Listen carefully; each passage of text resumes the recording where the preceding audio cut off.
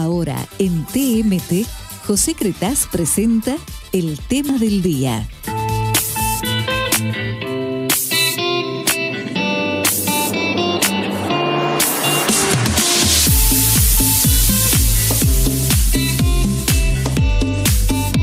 Las últimas noticias sobre el estado del periodismo en Argentina no son buenas. Si bien el último año mejoró notablemente el clima social y político para el ejercicio de la profesión, estudios recientes ofrecen datos alarmantes sobre la pauperización de la tarea periodística y de los periodistas y el consecuente deterioro de la calidad de la información en un contexto de profundización de la crisis de los modelos de ingresos que sostuvieron hasta ahora a las empresas informativas. Al mismo tiempo, aunque se observa una vitalidad extraordinaria del periodismo digital en muchos mercados, incluida la colaboración internacional que acaba de lograr un premio Pulitzer por las revelaciones de los Panama Papers, llegan también desde el exterior algunas señales de alerta a las que conviene prestar atención. Y todo eso sin considerar la creciente contaminación propagandística que está afectando los contenidos y que algunos especialistas ven como un fenómeno nuevo al que llaman posverdad. Según el reciente informe del Observatorio de Alerta Laboral del Foro de Periodismo Argentino, FOPEA, en los últimos años, sumando distintos tipos de desvinculación, en las empresas periodísticas argentinas se perdieron 1.499 empleos. Aunque muchos de esos trabajos se habían generado en medios de comunicación inviables, sostenidos únicamente con la pauta oficial del kirchnerismo, la pérdida de empleos en los medios tradicionales es un fenómeno estructural y mundial. Según la Oficina de Estadísticas del Trabajo de los Estados Unidos, entre enero de 2001 y septiembre de 2016, los editores de publicaciones redujeron a menos de la mitad la cantidad de empleados, que en ese periodo pasó de 411.000 a 173.000. En los últimos 2 años se perdieron 21.700 empleos en diarios y revistas impresos, mientras que los sitios informativos, siempre en los Estados Unidos, apenas crearon en el mismo periodo 380.000. En la Argentina no sabemos cuántos periodistas trabajan y en qué medios, cuántos eran en el siglo pasado, cuántos son en la actualidad, cuántas son mujeres, qué proporción hay de jóvenes o adultos, si ganan mucho, poco o nada, escribió recientemente Adriana Amado en el libro Periodismos Argentinos, Modelos y Tensiones del siglo XXI, que incluye los resultados de una encuesta realizada a 363 periodistas argentinos que busca precisamente responder esas preguntas. Un tercio de los periodistas encuestados gana menos de $600 al mes y solo 3 de cada 5 se dedican a la profesión a tiempo completo. 2 de esos 5 complementan la profesión periodística con la docencia. Solo la mitad cuenta con estudios universitarios. 4 de cada 10 periodistas argentinos trabajan para más de una redacción y algunos llegan a colaborar en hasta 6 redacciones al mismo tiempo. Los periodistas entrevistados en el trabajo que dirigió Amado publican en promedio 33 notas semanales y una mediana de 20 noticias por semana. Esto es no menos de 4 notas diarias. Solo el 3% de ellos puede dedicarse a producir una nota en profundidad por semana. El periodismo de calidad no es un producto barato. En su libro Salvar el periodismo, la economista francesa Julia Cage determinó que en los países desarrollados un periodista de investigación le cuesta a la organización informativa en la que trabaja unos $250.000 anuales. Por ejemplo, los 8 meses de investigación sobre la pederastia en la iglesia estadounidense, llevada al cine y ganadora del Oscar con Spotlight, le costó al Boston Globe $1 millón.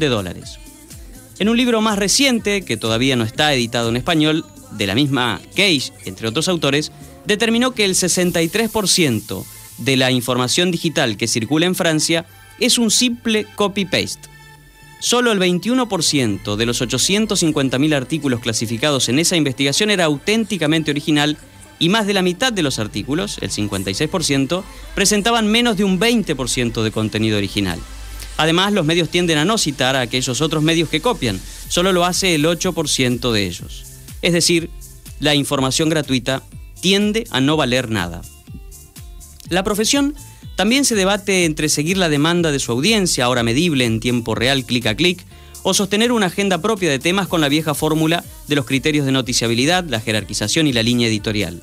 No son cosas fáciles de conciliar, tal como lo confirmó el libro La brecha de las noticias, de Pablo Boskovsky y Eugenia Michelstein, que sostiene que mientras la mayoría de los medios ofrece política, relaciones internacionales y economía, los usuarios demandan otras cosas: deportes, policiales, espectáculos y servicios, al menos si se toman como los clics que mencionábamos antes como votos. Con el objetivo de suturar esa grieta, muchos sitios de noticias se llenan de curiosidades, gatos, perritos, en una carrera por la masividad que sostenga el negocio publicitario tradicional. Pero si el periodismo solo debe dedicarse a abastecer esa demanda, ¿quién alertará a tiempo de las noticias que nadie quiere conocer, aquellas que son de interés público, pero pueden no ser circunstancialmente de interés del público? Los periodistas argentinos están hoy frente a dos dependencias estructurales: la financiera y la informativa, agrega Adriana Amado.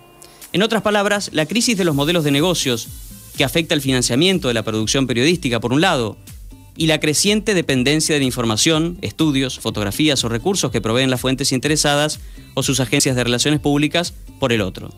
Conclusión: negligencia y banalidad abundan en el ejercicio profesional del periodismo de este tiempo.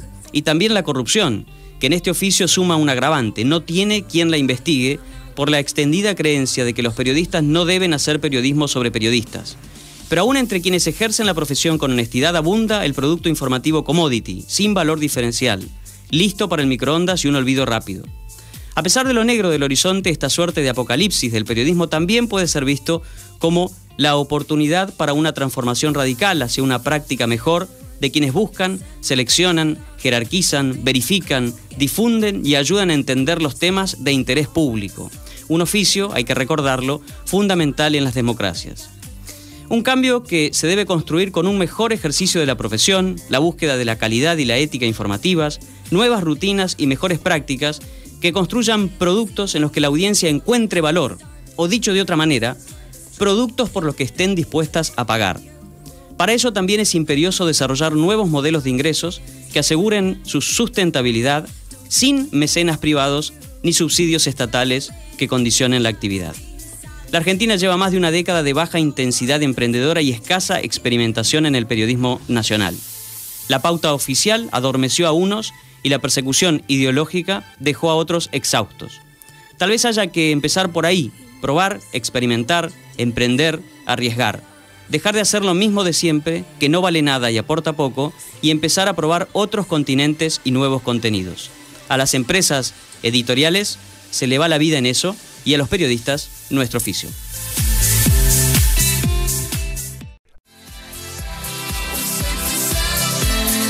Muy bien, y vamos a comenzar nuestra ronda de conversaciones de hoy sobre este tema: el periodismo, el futuro del periodismo, las condiciones del periodismo, por dónde va el consumo de noticias o la demanda de información, por dónde va la oferta. Y precisamente este último tema está develado, podríamos decir, en el libro La brecha de las noticias, la divergencia entre las preferencias informativas de los medios y el público, que escribieron Eugenia Michelstein, que es profesora, directora de la licenciatura en Comunicación de la Universidad de San Andrés y codirectora del Centro de Estudios sobre Medios y Sociedad, MESO, de la misma universidad, junto con Pablo Boskovsky. Y estamos precisamente en comunicación con Eugenia. Eugenia, ¿cómo va? Hola, ¿qué tal, José? ¿Cómo estás? Muy bien. ¿Cuáles, en síntesis, las conclusiones de esa investigación que confirmó esta brecha entre lo que los medios ofrecen en términos de información y lo que las audiencias demandan? Bueno, lo que nosotros encontramos con Pablo Boskovsky, mi coautor, después de analizar 11 sitios de noticias de 7 países, es que mientras los periodistas prefieren publicar o poner de manera prominente noticias sobre política, relaciones internacionales, economía, negocios, los consumidores tienden a preferir noticias sobre deportes, espectáculos, el clima, escándalos, lo que uno puede llamar periodismo servicio también, en el sentido de cosas que sirven. Y esto pasaba en todos los sitios de todos los países, más allá de su ideología. O sea, era lo mismo en El País y en El Mundo de España, era lo mismo en El Guardian y en El Times del Reino Unido. no había diferencia por orientación ideológica del medio, ni por país, era lo mismo en Europa, en América Latina y en Estados Unidos. La única diferencia que había era según el momento, podríamos decir, sociopolítico que se está viviendo. Entonces, en las elecciones de 2008 en Estados Unidos, la brecha se achicó. Cuando fue el conflicto del campo en Argentina, la brecha también se achicó. O sea, cuando la agenda se impone, esa brecha se achica. La agenda sobre política se impone, también se puede imponer la agenda sobre deportes. Por ejemplo, nosotros seguimos relevando datos el año pasado en el Centro de Estudios sobre Medios y Sociedad de San Andrés y Northwestern, con Pablo y con todo un equipo, y lo que vemos es que el mes de las Olimpiadas, de los Juegos Olímpicos, deportes es lo más visto. ¿Eso se da en todos los países? La verdad que la investigación esta la hicimos solo sobre Argentina, se da en los 7 sitios que controlamos en Argentina. Entonces, la agenda se impone, no solo la de política, también la de otros temas. Ustedes publicaron esto ya hace algunos años, ¿no? Originalmente. Sí, la versión de MIT Press es de 2013 y la traducción salió en 2015. Y después, algunos años después, digo, me da la impresión de que muchos medios, ya sea por la investigación de ustedes o por sus propias conclusiones, buscaron ir cerrando esa diferencia y empezaron a trabajar más con métricas y demás y tratar de responder a esa demanda cliquera, por decirlo de alguna manera, de la audiencia. No sé cuál es tu opinión al respecto, pero me da la impresión de que ahora tenemos más de esos contenidos de escándalos. Se ven de manera más prominente, puede ser. Se sigue produciendo el contenido sobre política, porque en esto, y ya cuando nosotros hicimos entrevistas para este libro en 2009, y lo que vimos es que había mucha resistencia de los periodistas y los editores, que tiene que ver con la autonomía de la profesión y lo que uno considera que es mejor haciendo y para lo que trabaja, en prestar atención a las métricas. Pero no es que no lo hacían, lo hacían y se sentían decepcionados. Claro, a lo que entonces, su lectura de lo importante no era la misma que la de la audiencia.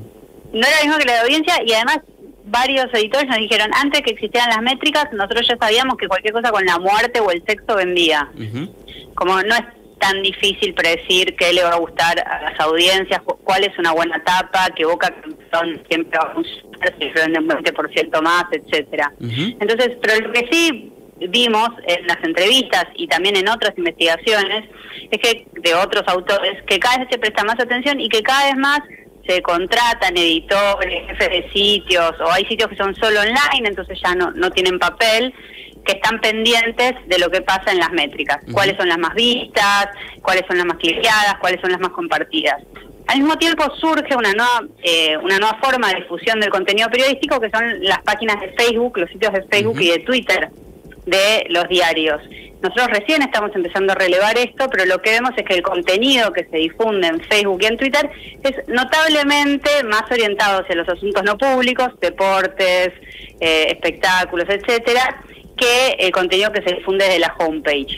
Porque está destinado a otro público, o sea, hace totalmente sentido. Claro. Es una estrategia que hace sentido y es lo que estamos viendo ahora. Ahora los medios, los periodistas, los editores empiezan a seguir un poco estas estrategias, por lo menos con dos objetivos. Uno, no perder relevancia como marca, como referente de la información, y por otro lado, para que no se pinche el negocio. La pregunta es, ¿está funcionando? Bueno, esa es una pregunta que habría que hacerle a las personas que hacen los números en los diarios. La verdad que si uno ve cuáles son las cuentas con popularidad de información en Twitter o en Facebook, los medios tradicionales les va muy bien, tienen muchos likes, lo sigue mucha gente, reciben muchos comentarios, etcétera. Ahora, ¿cómo se traduce esto en rentabilidad económica y sustentabilidad? Es una pregunta más amplia, y ahí también hay mucho conflicto, ¿no? Conflicto en el buen sentido, entre, bueno, los medios le dan contenido a Facebook de alguna manera, Facebook lo usa, ¿qué obtienen los medios a cambio de eso? Entonces es una discusión que está dando no solo en Argentina, sino en todo el mundo. O sea, lo que pasa en Argentina es un reflejo de lo que pasa en el resto del mundo, no es que somos distintos. Digo, ¿y hay algún ejemplo de alguien que esté haciendo lo contrario, digamos, por ahí mantenerse en su propia agenda, mantenerse en su estilo, en su línea editorial, y que le esté yendo bien? Lo que más se mantiene en su propia agenda y su línea editorial son los diarios en papel, o sea, el diario impreso. Y no les está yendo bien en Argentina, o sea, venden cada vez menos. Entonces, pero eso no significa que la gente no lea el contenido de los diarios impresos. Probablemente lo lea a través de Facebook, a través de Twitter, lo lea online, pero el diario impreso se vende cada vez menos. Y si hacemos una comparación de agendas, de tapas, la tapa impresa, la homepage y el sitio del diario en redes sociales, vamos a ver que paulatinamente, o sea, eso progresivamente se acerca más a las preferencias de la audiencia. Eugenia, muchas gracias. Muchas gracias a ustedes, muchas gracias por llamarme. Hablábamos con Eugenia Michelstein, que es directora de la licenciatura en Comunicación de la Universidad de San Andrés y coautora del libro La brecha de las noticias, la divergencia entre las preferencias informativas de los medios y el público. Vamos a conversar ahora con Fernando Ruiz, que es profesor de Periodismo y Democracia en la Facultad de Comunicación de la Universidad Austral y es uno de los coautores del libro que mencionábamos en la presentación del tema de hoy, Periodismos argentinos, modelos y tensiones del siglo XXI, que contiene resultados de una encuesta, precisamente que comentábamos. Fernando, ¿cómo va? Hola, José, estás haciendo un seminario concentrado, viejo. algo así. Fernando, ¿vaso medio lleno o medio vacío? No, siempre medio lleno, siempre medio lleno. Bueno, empecemos por lo positivo, entonces. Sí, tenemos que entender la situación, ver lo que se ha hecho, lo que se ha avanzado en términos históricos y tratar de ver cómo se puede mejorar el periodismo, que es una de las claves de la calidad de la vida pública, ¿no? Fernando, ¿lo que está en crisis es el periodismo o el modelo de sustentabilidad o de negocios del periodismo hasta que hemos tenido hasta ahora? Las dos cosas, evidentemente. Las dos cosas. Sí, por un lado, el modelo de negocio, como vos sabés perfectamente, está en crisis, que suele pasar cada vez que surge un nuevo tipo de medio, como es la revolución digital, y pone en crisis los modelos de negocios anteriores, y además un nuevo tipo de medio no sale con un modelo de negocio bajo el brazo, sino que va en la búsqueda de un modelo de negocio. Así que ahora estamos en ese proceso, donde están en crisis los modelos de negocio de los medios tradicionales, y todavía los medios digitales no tienen un modelo de negocio. O sea, la radio tardó 15 años en encontrar su modelo de negocio. Vamos a ver cuánto tarda los medios digitales. ¿Y vos crees que eso... Hasta ahora hemos tenido dos fuentes principales, ¿no? Una, la financiación indirecta vía la publicidad, y otro, la audiencia pagando por el contenido. Vos, imagino que algún modelo nuevo de negocios hará una nueva mezcla de eso, ¿no? ¿Vos por dónde ves que puede? Claro, híbrido, pero y otras cosas también, ¿eh? ¿Sí? Sí, otras cosas también. Los medios hoy tienen la posibilidad enorme de ser también no solo puntos de visibilidad de marcas y servicios, sino también puntos de venta. Y por lo tanto, ahí hay un ingreso que es distinto al de la publicidad, el del porcentaje de la venta. E-commerce, decís, comercio electrónico. Exactamente. Que no es algo que se ha avanzado mucho, pero bueno, de a poco están madurando. Nosotros hemos hecho algunas reuniones conjuntas de medios con cámaras de e-commerce para buscar mecanismos, pero me dio impresión a mí que de ahí puede sacar mucho más los medios de comunicación que de la pura publicidad tradicional, ¿no? Además de la búsqueda de un modelo de negocios, también lo que se nos va de las manos a las empresas, sobre todo editoriales, es la atención de las audiencias, ¿no? Sí, claramente. Y por lo tanto la relevancia. ¿Qué hacemos? No, ahí hay que refundar de alguna forma el periodismo, como se hace cada tantos años.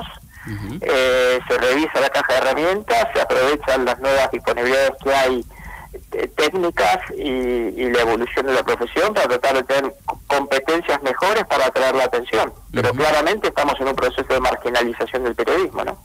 En un proceso de marginalización, es decir, de la información que le llega a la gente, del entretenimiento que le llega, de los contenidos que le llegan a las personas, son mucho menos los que han sido producidos por periodismo, por redacciones, por ejemplo. ¿Y qué lugar ves vos que puede tener el emprendedorismo en el ámbito del periodismo? Es clave. Yo pienso ahora en las facultades que de alguna forma ya se empiezan a aparecer, ¿viste? La Facultad de Derecho, donde salen 3 o 4 abogados y arman su estudio jurídico y a partir de ahí generan su emprendimiento. Bueno, de la misma forma, hoy por hoy el precio de una rotativa, el precio de una licencia, el precio de un medio de comunicación tradicional era descomunal. Hoy por hoy 4 o 5 estudiantes o periodistas que tienen su tiempo disponible pueden empezar a generar un emprendimiento que sea un medio que empiece a tener arraigo y empiece a funcionar como una especie de nave que lo lleve por la revolución digital, ¿no? Uh-huh. Y ahí, imagino que oportunidades puede haber en muchos lugares, porque el mundo de los intereses de las audiencias y demás, afortunadamente es vasto, pero, por ejemplo, en el interior, ¿hay alguna oportunidad adicional? En el interior estamos viendo la desaparición de los medios, ¿no? Más rápido, de los diarios, por ejemplo, los semanarios, más rápido que en los grandes centros urbanos. De los semanarios, ¿decís? Sí, de los impresos, de los medios impresos. Sí. Pero bueno, sigue habiendo una demanda importante en el interior. Aparte, ha habido en prácticamente cada provincia de Argentina hoy tiene 2 o 3 sitios digitales que están compitiendo en la búsqueda y circulación de la información con los medios tradicionales, a veces produciendo más, a veces produciendo menos, ¿no? ¿Hay más innovación en el interior? No necesariamente. Más sitios digitales, no necesariamente innovación. ¿Y estamos bien de innovación? A mí me da la sensación de que en Argentina, por distintos motivos en los últimos años, no tuvimos la ola que por ahí llevó a Estados Unidos a The Huffington Post, a BuzzFeed, a Vice, a ese tipo de propuestas. Fíjate que no tenemos nativos digitales que sean líderes. Uno podría pensar de Infobae de alguna forma, que es pero es una historia más complicada que ser nativo digital. Claro. O sea, los que vos mencionaste, Vox, Vice, Huffington Post, todos esos, no hemos tenido casos propios nosotros por ahora. Sin embargo, es raro porque hay muchos periodistas que tienen disponibilidad, algunos que lo están haciendo en las provincias, pero todavía, por ejemplo, a nivel nacional no tenemos esos grandes competidores. Fernando, muchas gracias. No, te mando un abrazo grande. Hablábamos con Fernando Ruiz, profesor de Periodismo y Democracia de la Facultad de Comunicación de la Universidad Austral. Participó en la investigación que dio lugar al libro Periodismos Argentinos, cofundador de FOPEA y un gran amigo. Seguimos este recorrido para hablar hoy del periodismo, del estado del periodismo, del futuro, del periodismo que viene. Y ahora vamos a charlar con Adriana Amado, que es profesora e investigadora, presidenta del Centro para la Información Ciudadana y fue coordinadora de la investigación que dio lugar al libro que ya mencionamos, Periodismos Argentinos, Modelos y Tensiones del Siglo XXI. Adriana, ¿cómo va? ¿Qué tal, José? Un gusto hablar con vos. Igualmente, ¿cuáles son las principales conclusiones de este libro? Si vos las tuvieras que jerarquizar, las que más te sorprendieron a vos. Mira, yo creo que lo que más me sorprendió fue que, tratándose del capítulo argentino de una investigación internacional, me sorprendió las similitudes del periodismo argentino con países impensados del sector.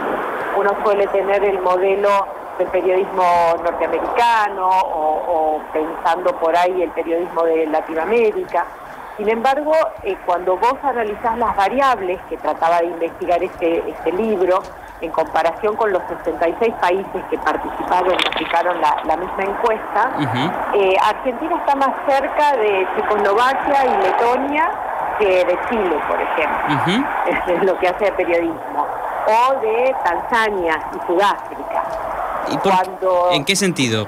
Claro, o sea, las variables, por ejemplo, que tienen que ver con la confianza en las instituciones, las variables que hacen a las influencias. O sea, es que el periodismo es una profesión muy sensible a las influencias del entorno. Y paradójicamente nosotros nos pasamos los últimos años hablando de la propiedad de los medios y lo que influía en la propiedad de los medios, y no es el caso del periodismo argentino, o al menos no declara sentir que las variables económicas sean un factor condicionante. Y sí hace mucho hincapié en las variables que tienen que ver con lo político, la influencia política es muy fuerte, y las variables procedimentales, es decir, la disponibilidad de recursos y tiempo para producir la información. Los periodistas argentinos hacen una media de 33 notas por semana. Son unas máquinas. ¿Entendés? Es como 5 notas por día. Entonces la pregunta es ¿qué calidad de información puede ofrecer una persona que ofrece 5 notas por día, en muchos casos no para el mismo medio. Eso significa que quizás estaba produciendo 2 notas para el periódico para el que trabajaba, 2 notas para la radio, alguna para la televisión, todas el mismo día. Y con una masa salarial también bastante baja. Pensá que el promedio de notas de Latinoamérica es 22, nosotros estamos un tercio encima. Y lo más llamativo es que, por ejemplo, cuando nosotros hacemos la comparación de la confianza del periodismo en las instituciones democráticas, y nos comparábamos con esos países que te decía, con Tanzania, con Sudáfrica, nosotros estamos más abajo. Es decir, el periodismo argentino no solamente está por debajo de la confianza de las instituciones, digamos, la confianza que tiene la sociedad en las instituciones, sino que está por debajo de otros países. Y eso también a mí me llevó a plantearme la pregunta, es cómo se construye la información con pocos recursos, con urgencia de tiempo, cuando además vos no le estás creyendo a la fuente que te la proporciona. Claro. Yo creo que esa es la gran pregunta, y que nos corre además la discusión. Pensá que, ya te digo, muchos colegas estuvieron tratando de plantear la discusión de si la propiedad cambiaba la forma de hacer periodismo. Otros quizás están trabajando en darle herramientas digitales, pero si vos te fijás, en Latinoamérica solamente el 8% de los periodistas trabajan en medios nativos digitales, un poco confirmando lo que vos hablabas con Fernando. Los periodistas siguen trabajando en diarios principalmente, y siguen trabajando de la forma tradicional, con lo cual me parece que la discusión y las herramientas que se le está ofertando en cursos, en asistencia desde las asociaciones, están erradas. O sea, como que necesitaríamos plantear más contención, hasta afectiva, te diría, al periodismo, una profesión además que ha sido muy, muy, muy maltratada, porque se la ha confundido con los propietarios. Claro. Vos ahí, en uno de los capítulos hablás de, creo que un doble subsidio, si no recuerdo mal, un subsidio económico y un subsidio informativo. Exactamente, porque pensá que un periodista que tiene que hacer 5 notas por día no tiene tiempo para ir a buscarlas a la calle. Entonces depende mucho de la información, de las fotos, incluso del traslado que le pueda proporcionar una fuente. Entonces acá tenés la paradoja, porque depende mucho de esas fuentes, no solamente a nivel publicidad oficial, que es una partecita de la instrucción que dimos, sino que depende estrictamente de los comunicados y de los anuncios. Y la investigación, esta encuesta nosotros la hicimos durante 2012 y 2013, y paradójicamente, siendo que son años en donde además había una fuerte tensión entre el periodista y el gobierno, la mayoría de las notas, digamos, la fuente principal de las notas era la fuente estatal. 1 de cada 10 notas tiene como fuente un ciudadano, 1 de cada 10 notas tiene como fuente una organización de la sociedad civil, 1 cada 20 tiene como fuente un experto. Claro. Entonces ahí te estás viendo que el periodismo habla de lo que habla el Estado. Y ahí creo que también hay un factor de crisis muy profundo. Primero porque la ciudadanía está bastante peleada con ese Estado del que habla el periodismo, con lo cual podemos entender que no le interesen mucho las noticias de política, de las internas, de estas cuestiones palaciegas. Y por otro lado, también tenemos un periodismo, te diría, digamos, técnicamente, no es una calificación moral, sino, digamos, un periodismo cínico, claro, que cuenta en lo que no cree. Y eso se transmite en las notas, ¿no? Se transmite en un exceso de potenciales, se transmite en un exceso de fuentes encubiertas, ¿no? De fuentes, dice que uno cuenta, pero que no puede develar, porque también de eso depende la continuidad de la información. Es decir, el periodismo está hoy preso de una red política bastante hostil. Y es justamente la discusión que menos vimos en estos años, en las que supusimos que con poner medios alternativos esto se iba a solucionar, y lo que vemos, y acá digo, porque además del libro de periodismos argentinos, también en Info Ciudadana se pueden bajar el libro con los datos de los 8 países latinoamericanos. para también comparar un poco en qué está un periodismo con el otro, ¿no? Y entender que hay muchos problemas comunes, pero sobre todo hay muchísimas diferencias que nos obligan a plantear para el periodismo argentino soluciones muy propias de esta cultura profesional. O sea, tenemos que arreglarnos con lo nuestro y buscar entre nosotros esas soluciones. Sí, y además también mirarnos mejor en el espejo, porque ya te digo que a veces, ¿no? Yo veo así una sobreoferta de cursos de periodismo digital, periodismo de datos, Big Data y toda esta cosa, y no es lo que está haciendo el periodismo argentino. Entonces es como que le estás dando una solución para un problema que no tiene. Claro, hay que empezar por otros temas. Y la contención que necesita, o la discusión a fondo que necesita acerca de cómo cubrimos las fuentes de poder, cuáles son los condicionamientos reales, cómo podemos transmitirle a la sociedad esa presión que hoy se absorbe el periodismo. Eso también es un factor no suficientemente valorado, porque parte del conflicto que el periodista tiene con el poder, más allá de los juegos de artificios que puede haber habido en cadenas nacionales y esas cuestiones, digamos, en el día a día y sobre todo en el periodismo de provincias, donde se siente mucho esa tensión que hay con las intendencias, digamos, fíjate esta semana, ¿no? Que salió a la luz esto de que una intendencia ploteaba a los patrulleros. Sí. Esto existió hace años. La pregunta es, ¿por qué nos venimos a enterar ahora? Bueno, porque parte de esa tensión se libera, se rompe un poder muy, muy cerrado, entonces ya alguien puede empezar a contarlo. Digo, y ahí también ves que no es solo que es el periodismo.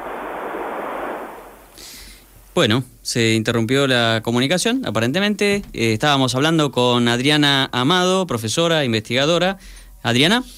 Hola. Ahí sí, ahí volviste. Ahí estoy, yo estoy acá. Bueno, Adriana, te agradecemos mucho la comunicación. ¿Dónde encontramos el libro? Es infociudadana.org.ar, está el libro para Argentina y está el libro de Latinoamérica, el PDF libre para que se lo bajen y para que bueno, nos demos esta discusión que nos está faltando. Un abrazo grande, hasta la próxima. Gracias por el interés, José, un abrazo. Hablábamos con Adriana Amado, como decíamos, profesora investigadora, presidenta del Centro para la Información Ciudadana y coordinadora y coautora de esta investigación y este libro, Periodismos Argentinos, Modelos y Tensiones del Siglo XXI. Y precisamente vamos a hablar un poquito de futuro con Julián Gallo, consultor de muchos medios de comunicación, de empresas, miembro de la Academia Nacional de Periodismo y además director de contenido y estrategia digital de redes sociales y web de la Presidencia de la Nación, por lo que es más conocido últimamente. Pero Julián tiene una trayectoria que es mucho más rica desde hace tiempo. Julián, ¿cómo va? ¿Cómo va, José? Buenas tardes. Creo que ya debe ser la cuarta o quinta vez que te pregunto esto. ¿El periodismo tiene futuro? Cada vez una pregunta más enigmática para poder responder, porque yo creo que tendremos que separar el periodismo de las empresas periodísticas, ¿no? Bien. Las empresas periodísticas están en crisis en todo el mundo, básicamente porque el modelo de ingresos que tuvieron durante el siglo XX se está derrumbando. Esto es, el sistema de publicidad empieza a ser menos efectivo, las audiencias que ofrecen los diarios son más pequeñas que las que ofrecen otras redes, y por otro lado los avisos clasificados, que ahora parecen subestimados, que fueron una de las columnas económicas de los diarios, también vemos que han perdido capacidad de venta, influencia, cantidad de avisos, secciones, y que eso fue asumido por otras redes que están siendo más efectivas que lo que eran los diarios. Entonces, creo que la primera pregunta es, ¿podrán sobrevivir económicamente los diarios? Y la respuesta que no tengo del todo es, vemos un panorama muy incierto para la supervivencia de un sistema industrial que requiere mucha fuerza de trabajo, muchos redactores, muchas personas. Uno ve una redacción de un diario de papel y impresiona por la cantidad de gente que trabaja. Y al derrumbarse el sistema económico, no sabemos cómo van a pasar de una economía a la otra. Por el momento nadie tiene una respuesta clara de cómo hacerlo.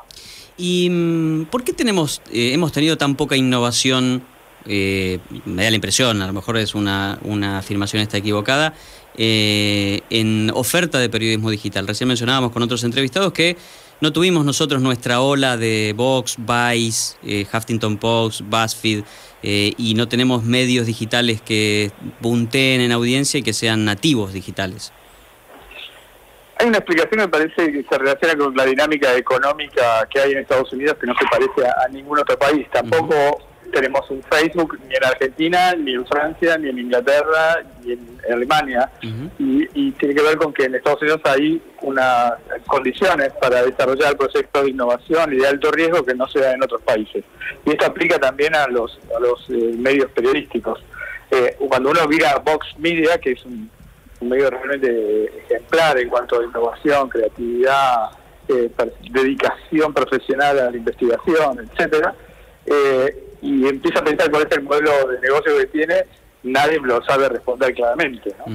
Es decir, no es un modelo de suscripción, no es un modelo de publicitario, luego no sabemos cuál es el modelo, porque no sabemos cuáles son las formas de ingreso que pueden tener para pagar a esos profesionales. ¿Tendrán algún mecenas? Es que creo que ese es el movimiento que vemos, que nos confunde, que hay muchas capitales que están invirtiendo en crear nuevos centros de influencia, como puede ser Vox Media, y están apostando a esa reputación, a ese grado de influencia, más que al modelo de negocios inmediatos.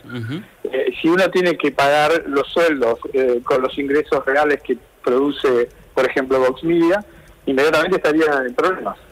Entonces, cuando no vemos innovación, en realidad lo que no vemos es una promesa económica que justifique el desarrollo de innovación.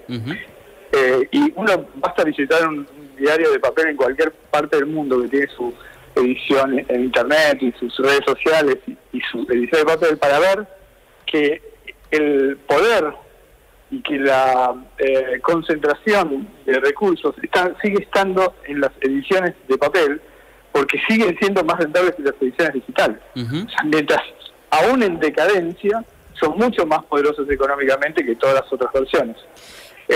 Y todos obviamente tienen miedo, entre otras cosas, de también producir un negocio que termine con el negocio que tenemos en la actualidad, y eso produce una situación de estancamiento. Yo lo he vivido en carne propia.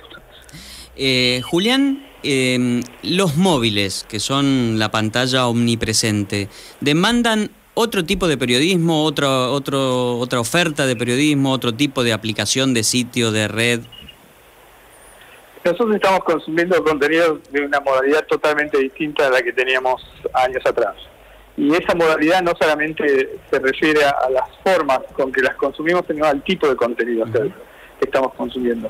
Cuando uno ve un diario, visita un diario en su versión móvil, lo que ve es una colección de contenidos que, más allá de sus formatos, es idéntica o muy parecida a la que históricamente llevaron los diarios, divididos en secciones clásicas: política, economía, internacionales, deportes, espectáculos y sociedad. Y esa colección, más allá del formato teléfono, parece insuficiente para el tipo de consumo que tenemos hoy. Lo que estoy tratando de decir es que no solamente cambió dónde estamos viendo las cosas, sino las cosas que queremos ver. Cuando uno, sin embargo, pasa por su Facebook y empieza a scrollear con el pulgar, muchas veces ve muchos contenidos que lo interesan más que el que producen los diarios. Algunos de esos contenidos son producidos por Media Noticias y muchos otros no.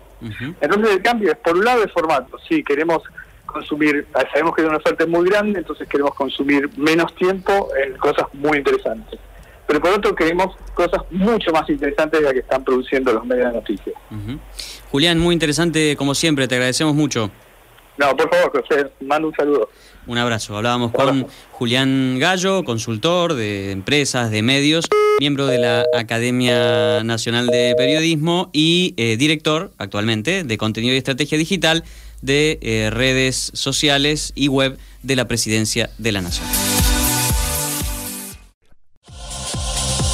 Ahora en TMT, Tecno Vintage. Dispositivos, contenidos y tecnologías que nos trasladan a otros tiempos. ¿Qué recordamos hoy? Programa dedicado al periodismo. Vamos a recordar a algunos periodistas, ¿no?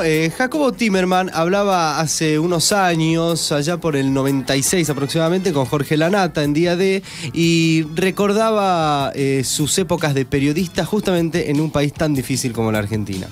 La historia de mi vida como periodista en la Argentina es una historia patética, pero la historia argentina es patética. Empecé el periodismo y enseguida, a los 24 años, ya estaba en la lista negra del peronismo de Apol y no pude trabajar en ningún diario, ninguna radio. Trabajé en la France Press, en la Reuters, de traductor, en fin. Fue todo muy difícil. La Argentina fue muy difícil para los periodistas. Un país difícil para los ya lo decía periodistas, Jacobo, ¿no? sonamos después, Sí. ¿no? Pero Bernardo Neustadt, también una figura clave para el periodismo en la época de Menem. Hay quienes que, digamos, la época de Menem en la época de Menem fue en la época de Menem la que te tocó a vos. Claro. Pero Neustadt venía de mucho antes. Sí, sí, sí. Mucho antes venía. Ya venía antes con Mariano Grondona, pero en realidad fue y como... antes, fue sí, como Mariano, antes. Pero podríamos decir que fue su época de vedette absoluta, digamos. Y bueno, yo creo que por ahí él sentía que había puesto un presidente, no lo sé. Neustadt Los ya 30 no está. puntos de Neustadt era la había época que hacerlo, de... sí. Era la Y era época bravo de... preguntando, era bravísimo Bueno, preguntando. justamente, vamos a recordarlo. Yo me he preguntado, después que privaticen Entel, ¿usted se la saca de encima, María Julia Sogaray? No, si yo no la tengo encima. Para nada, para. Ya sé, Bernardo, pero también lo mío es una frase. Que vamos a hacer todo tan ceremonioso aquí. Yo soy funcionario del El gobierno. presidente está bastante molesto, dicen los diarios con usted. Yo estuve anoche con él y no estaba molesto. ¿Qué quiere que le pegue un cachetazo? No, el presidente... ¿Por qué no juega al básquet con él un poco? El presidente... No, yo soy malísima jugando al básquet.